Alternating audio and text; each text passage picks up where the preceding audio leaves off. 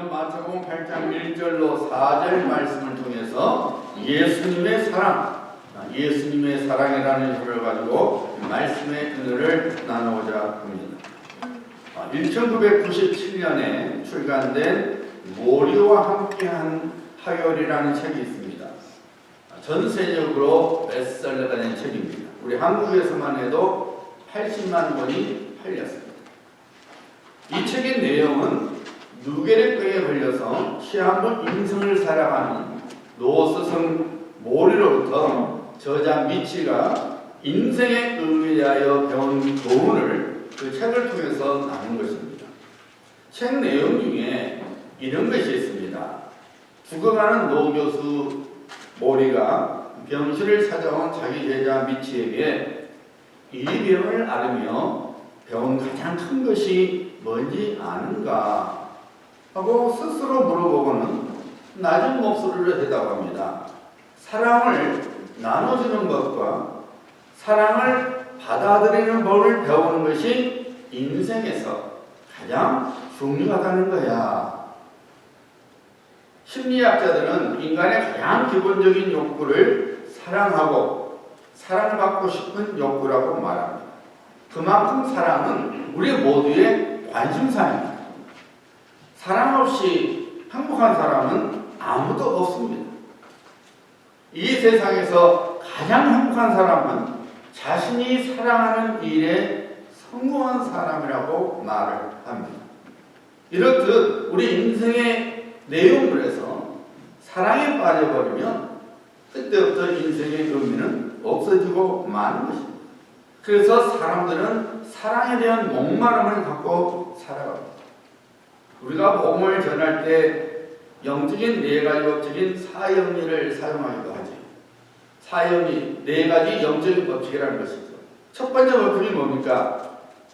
하나님께서 당신을 사랑하십니다. 이겁니다. 지금도 사랑을 받고 있는 복음성과 당신은 사랑받기에라는 복음성이 있죠. 당신은 사랑받기에 태어난 사람, 당신의 삶 속에서 그 사랑 받고 있지. 태초부터 시작된 하나님의 사랑은 우리의 만남을 통해 열매를 맺고 당신이 이 세상에 존재함으로 인해 우리에게 얼마나 큰 기쁨이 되는지. 당신은 사랑받기에 태어난 사람, 지금도 그 사랑 받고 있지. 이 복음성은 어느 가난한 선교사가 장모님에게 드릴 것이 없어서 생일날 장모님을 위해서 지은 곡이에요. 하나님의 사랑에 대해서 지은 것이죠. 우리가 하나님의 사랑 속에 살아가고 있다는 믿음을 갖고 살아가는데, 그러나 실제로 우리 삶 속에서 여러 가지 일들에 부딪히며 살다 보면은 이런 하나님의 사랑이 우리에게 없는 것처럼 느껴져서 우리는 믿음의 혼란을 경험하게 됩니다. 구약 시대의 이스라엘 백성들처럼 말입니다. 이스라엘 백성들은 늘 자부심을 갖고 살았지요. 하나님께서 우리를 택하사 하나님의 백성, 선민이 되게 하셨다. 이 자부심 가지고 살았습니다. 그런데 막상 그들의 삶이 공고했습니다. 주변의 나라들로부터 어려움을 당했습니다. 물론 그들의 죄악 때문이었죠. 그들은 우상 숭배였습니다. 그럼에도 불구하고 그들은 그런 인생의 공고와 어려움으로 인해서 말하고 있어요. 아, 여호와께서 우리를 더 이상 사랑하시는구나. 더 이상 우리는 하나님의 당신밖에 있구나. 이렇게 생각을 했습니다. 그러나 하나님께서는 그런 이스라엘 백성들에게 하나님의 종을 통해서 말씀하셨죠. 이사야 선지자 49장 15절 16절 말씀, 우리가 잘 아는 말씀이죠. 여인이 그 젖먹는 자식을 어찌 믿겠으며 자기 태에서 난 아들을 긍휼히 여기지 않겠느냐. 그들은 혹시 잊을지라도 나는 너를 잊지 아니할 것이다. 내가 너를 내 손바닥에 세웠고 너의 성벽이 항상 내 앞에 있느니라. 하나님께서 이스라엘 백성들을 여전히 사랑하시고 계시다고 선포하신 것입니다. 여러분, 하나님께서는 그의 백성 혹은 그의 자녀를 결단코 잊지 아니하고 있다는 증거들을 성경은 기록해 주고 있습니다. 야곱의 아내 라헬을 생각해 보세요. 라헬은 자식들이 그렇게 소원했습니다. 그런데 아무리 노력을 해도 라헬은 아이를 갖지 못했습니다. 비록 남편 야곱의 사랑을 듬뿍 받고 있었지만은 자식이 없음으로 인하여 상실감과 절망감 속에서 살아야만 했습니다. 게다가 언니 레아는 마치 아이 낳는 기경마냥처럼 아이들을 척척 잘 낳았습니다. 아이가 세상에 나오는 울음소리를 들을 때마다 라헬은 기뻐하기보다는 절망해야만 했습니다. 다른 사람들의 행복한 웃음소리가 마치 자기 상처 부위에 소금을 뿌려놓는 것 같은 아픔을 라헬은 느껴야만 했습니다. 그런데 성경은 놀라운 소식을 전하고 있습니다. 창세기 30장 22절입니다. 하나님이 라헬을 생각하신지라. 하나님이 그의 소원을 들으시고 그의 태를 이으셨으므로 하나님이 라헬을 생각하사 그의 소원에 응답하셨다는 것이죠. 어떻습니까? 하나님은 하나님의 자녀를 잊지 않으십니다. 요셉의 인생을 살펴보면 역시 똑같은 하나님의 영적 크기가 나옵니다. 그의 인생을 살펴보면 그는 마치 혼자 버려진 것과 같은 인생을 살았습니다. 하나님 관심밖에 어디 있었고 하나님 사랑밖에 있는 것처럼 보였습니다. 하지만 나중에 요셉이 형들에게 뭐라고 말했습니까?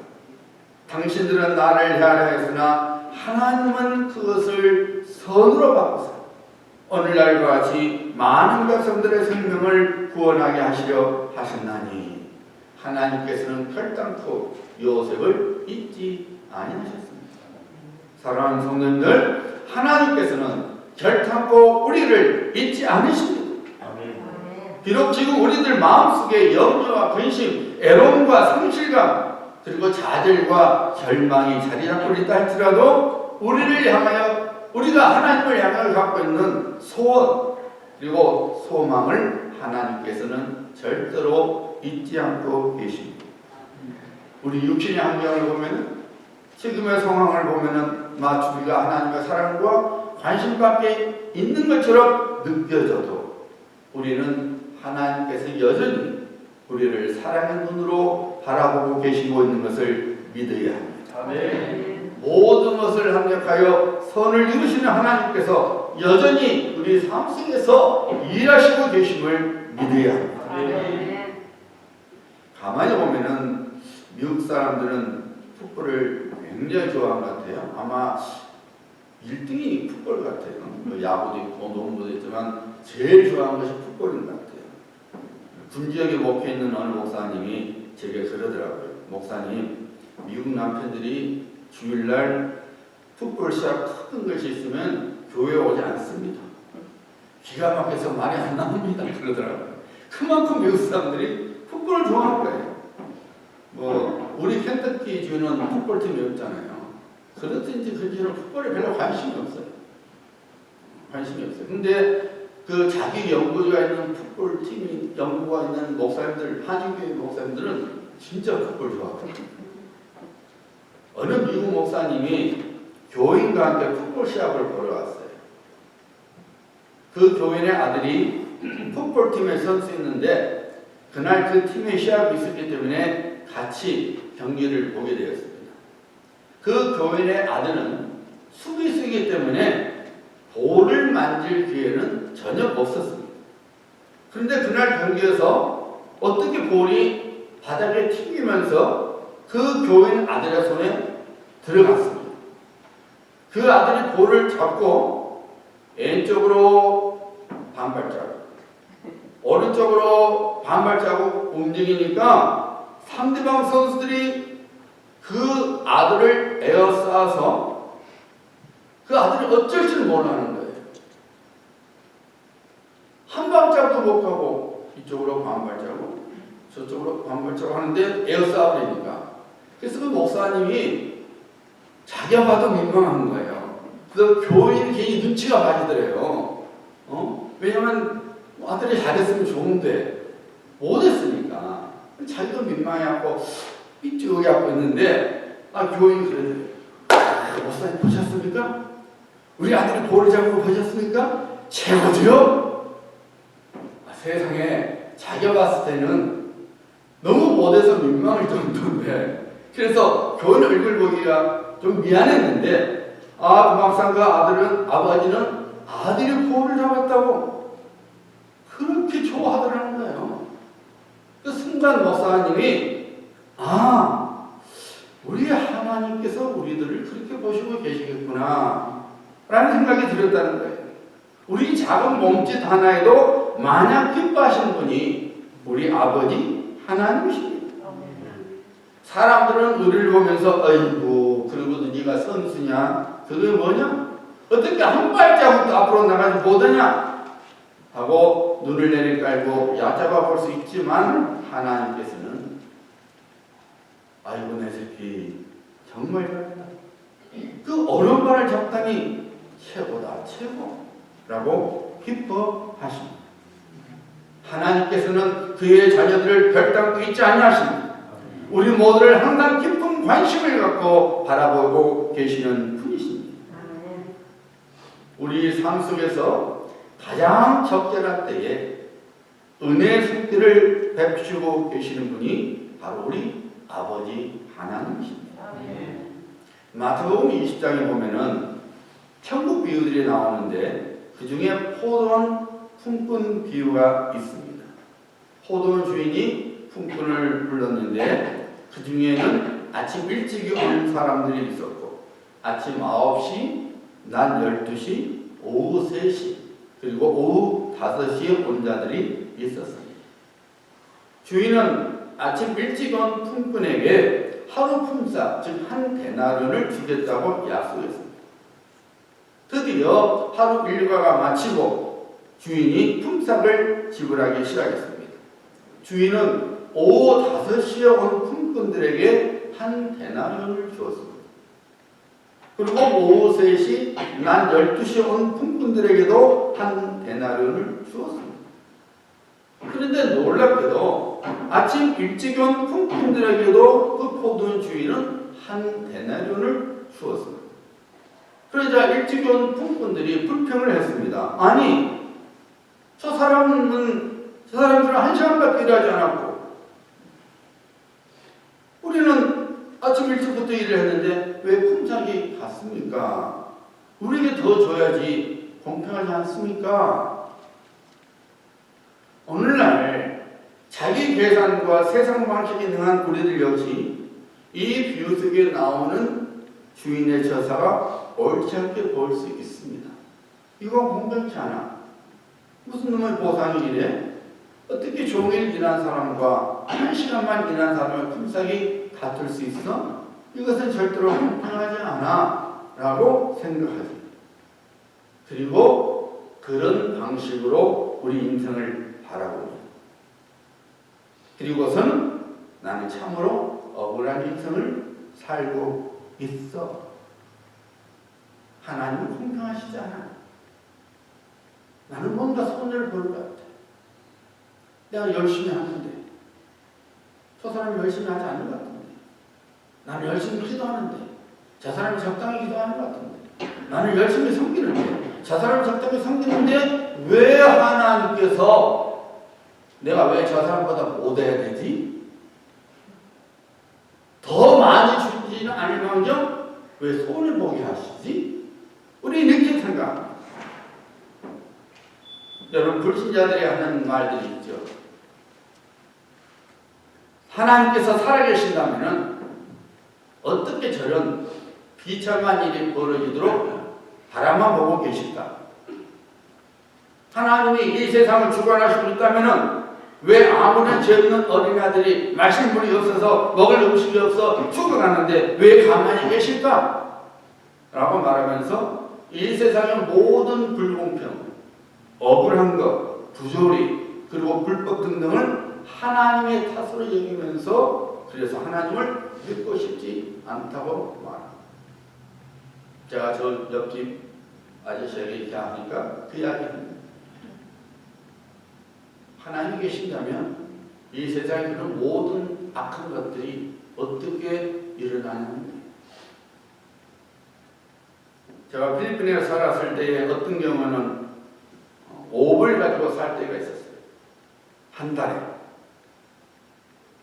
처음에는 혼자 있을 때 그 중국 시장에 쓰는 소리 알람미쌀이잖아요. 우리 한국 쌀과 틀리잖아요. 알람미쌀 먹으니까 한국에서 쌀 먹다가 알람미쌀 쌀 먹으니까 10분만 지나도 배가 고프더라고요. 영양분이 아무것도 없으니까.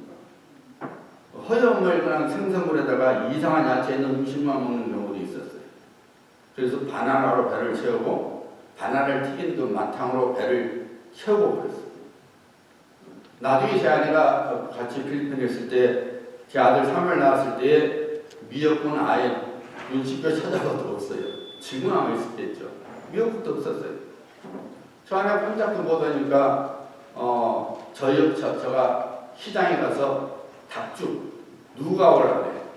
그걸 사서 저도 먹고 제 아내는 가져다 줬어요. 죽 한 그릇이 우리 미국 돈으로 5센트예요. 돈이 없어서 사무엘 기저귀를 처음 기저귀를 쓰다가 우리가 있는 지역이 비가 많이 와요. 그런데다 물이 깨끗이 않기 때문에 깨끗이 빨아도 이 기저귀가 오염이 돼갖고 그 사무엘을 쓰니까 얘가 피부가 약하니까 이렇게 밝기 생기고 또 꼬치가 인펙션이 되는 거예요. 그래서 안 되겠다 싶어서 할 수 없이 이제 허기스 기저귀를 사서 썼어요. 사내 아이니까 어떨 때는 앞에만 오줌 싸면 앞에만 줬고 뒤에는 깨끗하잖아요. 그럼 우리는 그걸 반으로 잘랐어요.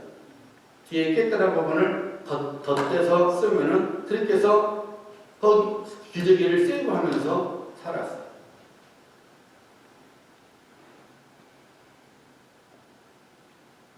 창문 없는 차 속에서 매연과 먼지를 마시고 교회를 마치고 집에 오면은 머리가 지끈지끈하게 아팠어요. 그래서 종종 하나님 이런 것을 시키시려고 저를 종으로 부르셨습니까? 라는 생각을 해봤지만 제 기억에는 한 번도 하나님을 원망하거나 불평해 본 적이 없어요. 제가 신앙이 좋아서 그런 생각을 하는 것이 아니라 하나님께서 아예 저로 하여금 그런 생각을 안 하게 주셨어요. 저렇게 생각하고 보니까 하나님의 은혜였어요. 만약 그런 하나님의 은혜가 없었다면 아마 제가 못 견디고 한국에 돌아오고 말았을 것입니다. 우리들이 여러분 한때 어떤 신분이었어요? 하나님의 심판으로 영원토록 지옥 근거리에서 고통을 당해야만 했던 본질상 진노의 죄인들이었어요. 죄값으로 인하여 사망 선고를 받아 장래에 아무런 소망이 없었습니다. 그런데 그런 우리들에게 무슨 일이 일어났습니까? 에베소서 2장 8절이죠. 너희가 그 은혜를 인하여 믿음으로 구원을 얻었나니 이것이 너희에게서 난 것이 아니요 하나님의 선물이라. 진노의 죄인으로부터 하나님의 자녀가 되었습니다. 영원한 형벌이 아니라 영원한 생명을 가지고 영광 중에 살 자가로 바꿔준 것입니다. 동화 속에 나오는 신데렐라의 역전 인생은 우리의 인생과 비교하면 아무것도 아닙니다.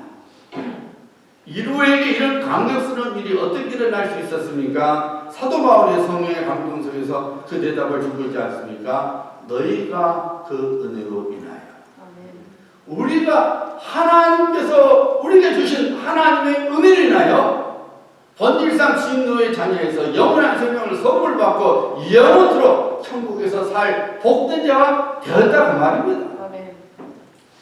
내가 좀 덜 갖고 있는 거, 내가 좀 어려운 거, 그거 중요한 거 아니에요. 우리가 도도로 살 수 없는, 이 세상에서 어느 누구도 줄 수 없는 놀라운 구원의 선물을 주신 하나님이 은혜 가운데서 그 선물을 주신 거예요.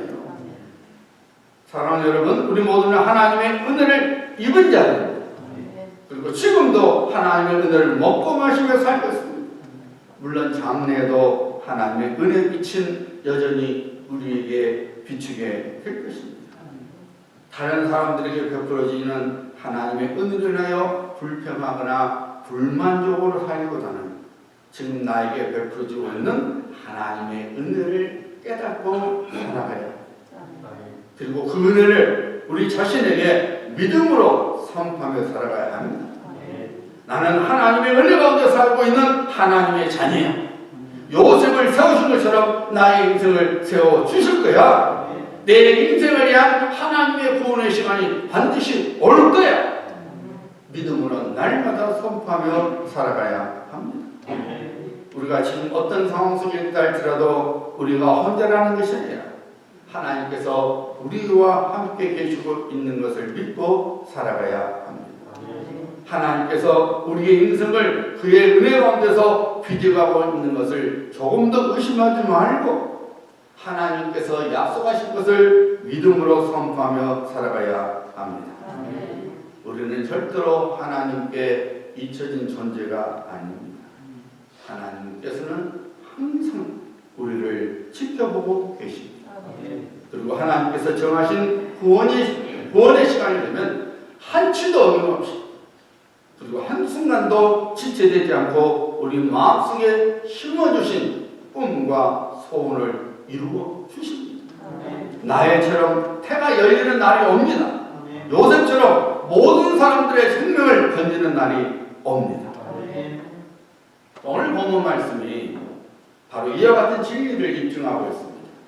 본문 말씀을 보면은 한 사람이 예수님께로 와서 무릎을 꿇고 절을 하며 도움을 요청합니다.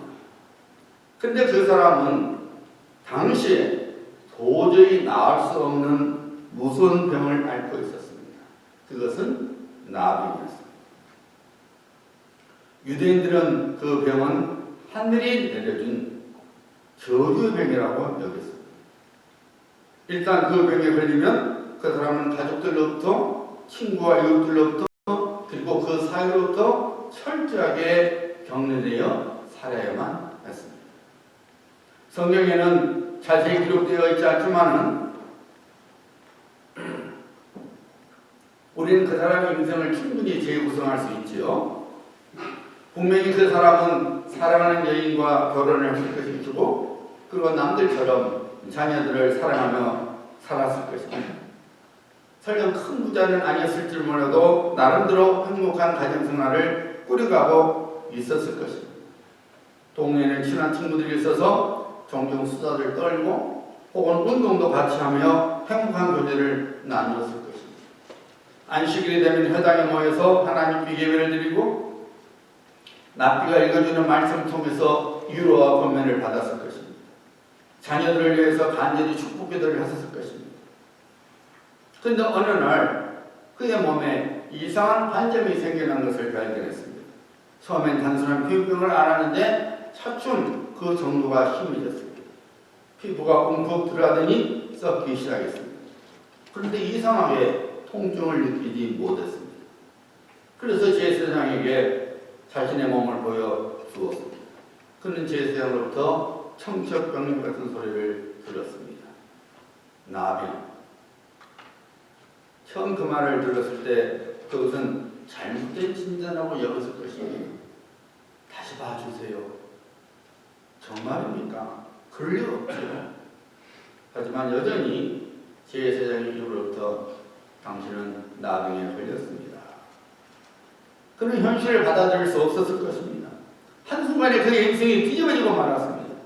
사랑하는 가족들로부터 떨어져 나가야만 했습니다. 평소에 친한 사람들로부터 깊이 대상자가 되었습니다.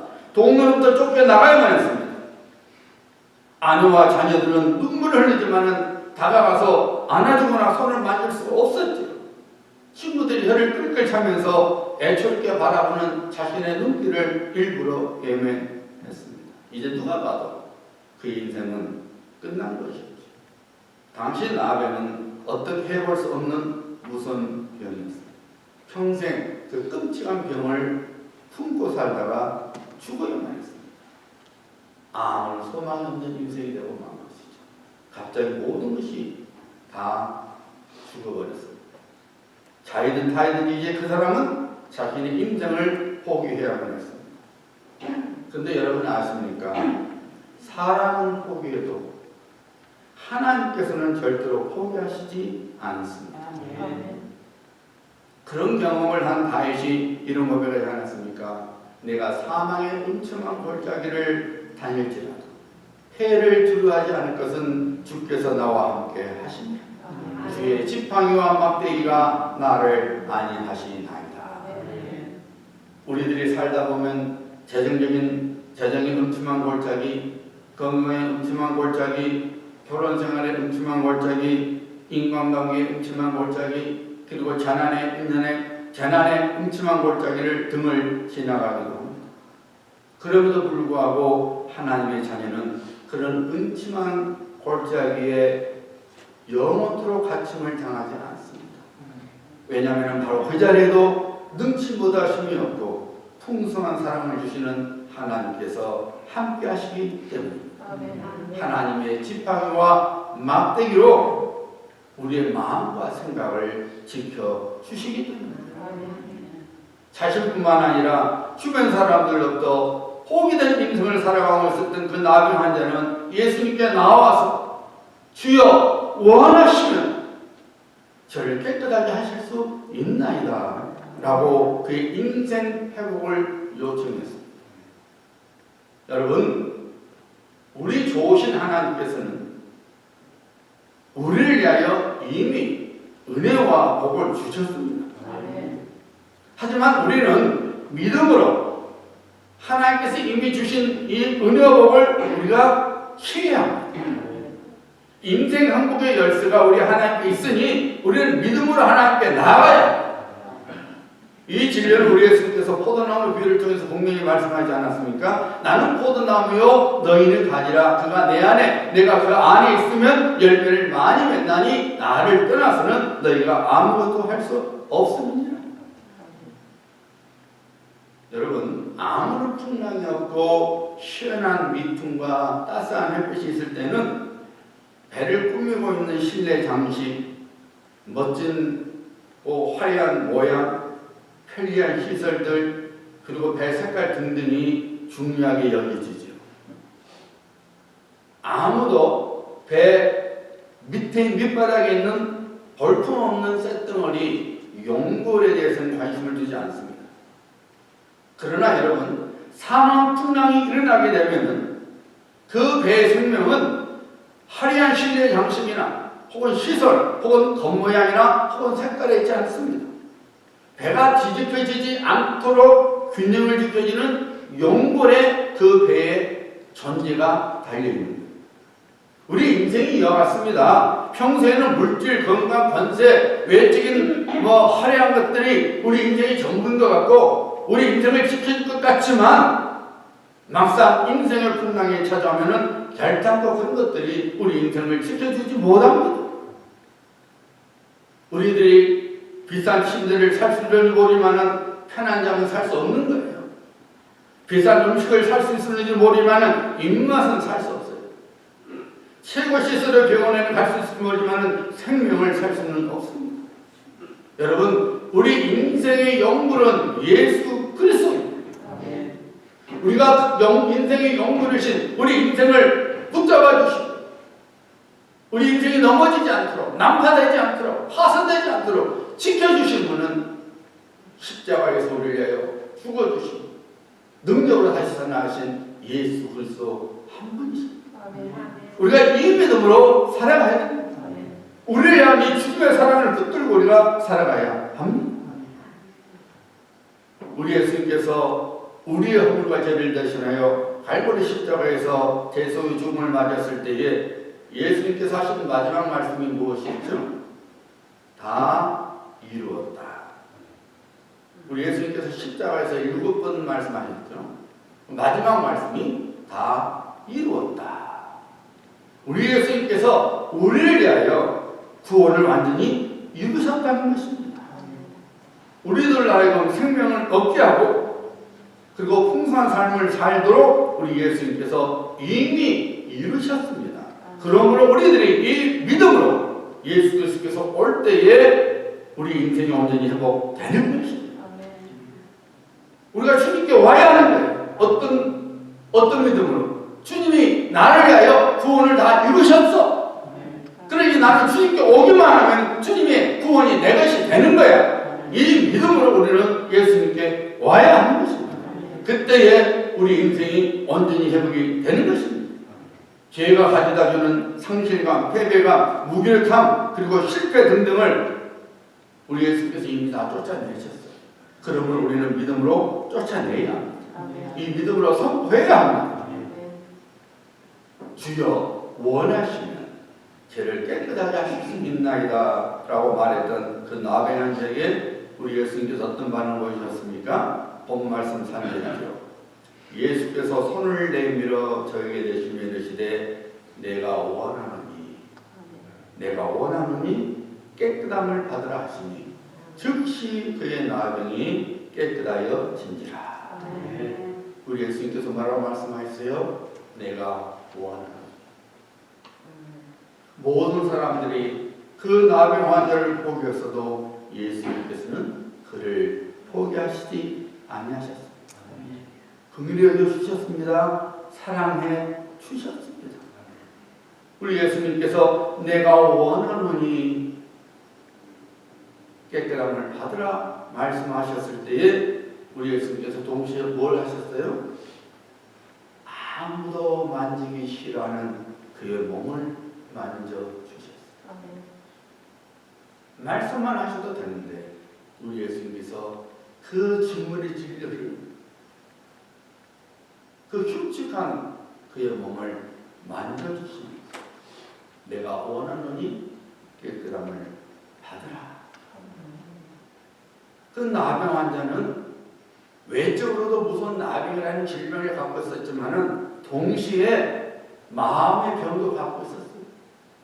왜요? 모든 사람들도 소외를 받았죠. 모든 사람들의 핑미 대상이 됐어요. 마음에 무서운 병을 갖고 있었어요. 우리 예수님께서는 나병이라는 외적인 질병뿐만 아니라 그 사람이 갖고 있는 이 마음의 무거운 병까지 만져주시면서 남들은 너를 어떻게 생각할지 몰라도 나는 너를 사랑한다. 남들은 너를 기피 대상으로 여기고 혐오 대상으로 여길 줄 모르지만 나는 너를 사랑한다. 일부러 만져주십니다. 그 나병 환자가 기대하지 않았던 것까지도 우리 예수님께서는 행해 주셨습니다. 그것이 바로 은혜의 손길이에요. 사랑의 손길입니다. 세상 사람 날 부러워 아니하여도 나도 역시 세상 사람 부럽지 않네. 하나님의 은혜를 생각할 때에 할렐루야 찬송이 저절로 나네.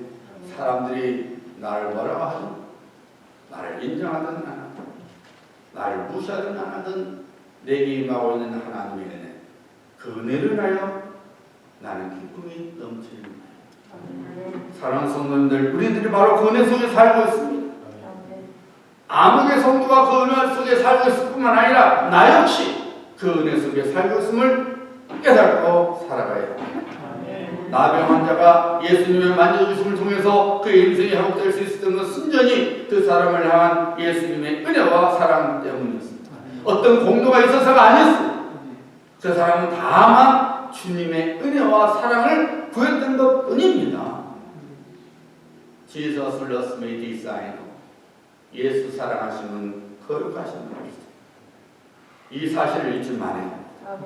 현재 상황이 나를 답답하게 만들고 염려할 수밖에 없게 만들고 캄캄한 어둠 속에서 아무런 소망이 보이지 않는다 할지라도 나의 주님, 나의 구주 예수님께서 나를 사랑하시고 있음을 믿어야 합니다. 나에 대해 죽으시고 다시 살아나신 예수님께서 나에게 은혜 베풀고 있음을 우리는 믿어야 합니다.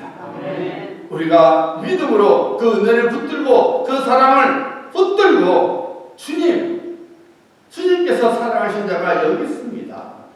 저를 만져주세요. 제 인생을 회복해 주세요. 라고 주님의 구원을 구해야 합니다. 우리는 반드시 은혜로 인한 하나님의 구원을 보게 됩니다. 우리 인생이 회복되는 하나님의 구원을 보게 됩니다. 하나님의 약속하신 복이 주어지는 것을 보게 됩니다.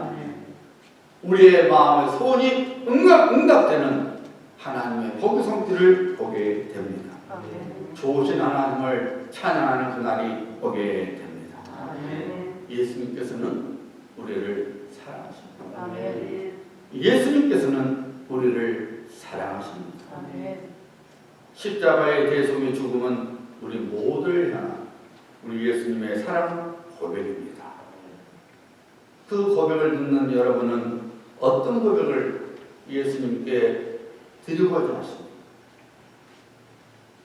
예수님, 저 역시 주님을 사랑합니다. 이 고백을 할 수 있어야 하지 않겠습니까? 예수님의 사랑의 보로가 되어서 주님께서 주시는 은혜와 공일하심으로 날마다 살아가시는 복된 성도들 되시기를 우리 주 예수 그리스도의 이름으로 축복합니다.